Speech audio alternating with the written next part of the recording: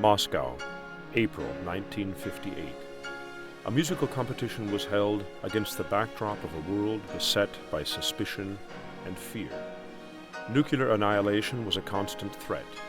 The United States and the Soviet Union were bitter enemies in a Cold War.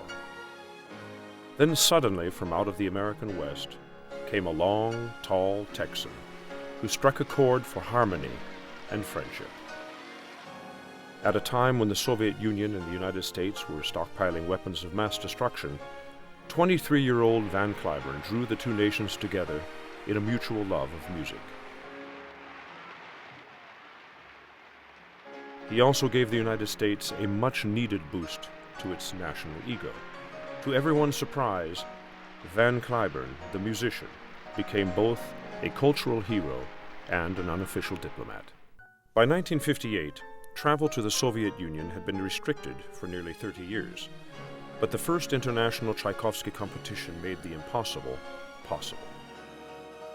Cliburn was one of the few Americans Muscovites had seen since the end of the Second World War. He easily fit the only American image they knew, the movie cowboy. He was 6 feet 4 inches tall, as handsome, polite, and modest as Gary Cooper. To Russians brought up in Stalinist repression and secrecy, Cliburn's openness and affability made him as exotic as a creature from another planet.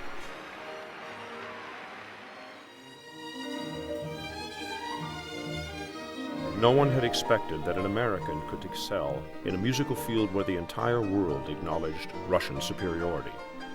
But Van was the audience's favorite from the very first round, and the favorite of many of the judges as well. When the jury was ready to name Cliburn the winner, the Central Committee of the Communist Party intervened. For national prestige, they argued, a Russian should win. They asked the new premier, Nikita Khrushchev, if it was all right for an American to take the prize. Is he the best? Khrushchev asked. Then give it to him. April 11, 1958. On the final night of the competition, Cliburn played 2 concertos, the Rachmaninoff Third and the Tchaikovsky First. The judges had already made their decision. The gold medal was his.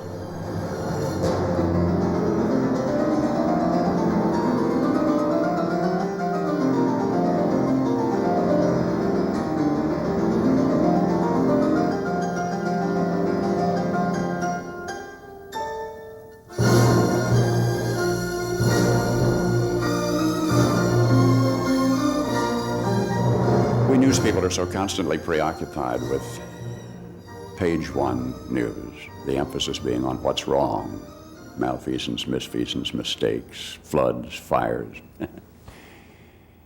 So it was quite exciting when one day word came over the teletypes, flash from Moscow. The wire services used the word flash in those days. A young American had won the Tchaikovsky. There was a patriotic flavor to his success, and it was even more poignant for me as his friend to realize that I knew earlier that he would deserve it, but to have countries realize, The fact that an American should win the Tchaikovsky contest emphasized to a lot of people that culturally we weren't that far apart. We weren't facing each other across no man's land, a machine gun nest, that there was a common bond between us all.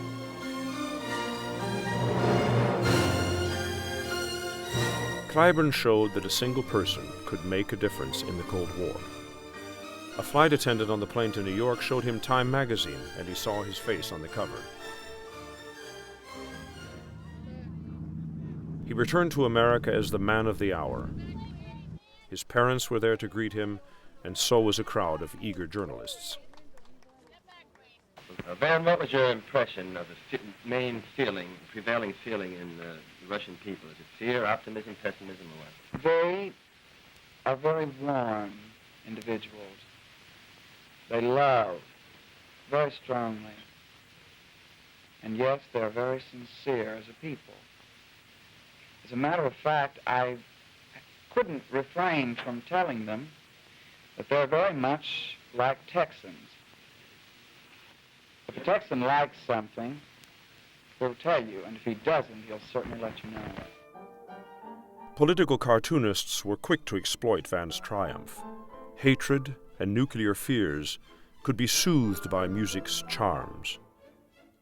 Just months before, the Soviets had startled the world with the launch of Sputnik, the first orbiting satellite. It was a blow to United States security and prestige. In Van Cliburn, we had our own Sputnik. President Eisenhower quickly invited him to the White House as a symbol of American excellence.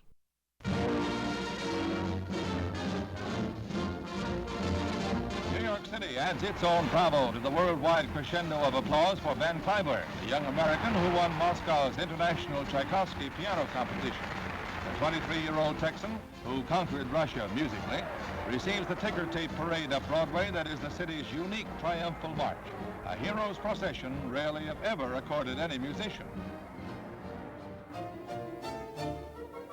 Van Cliburn's talent and the warmth of his personality had captivated the Russians and also made him a hero in his own country. Alone, he had made the impossible first crack in the Iron Curtain.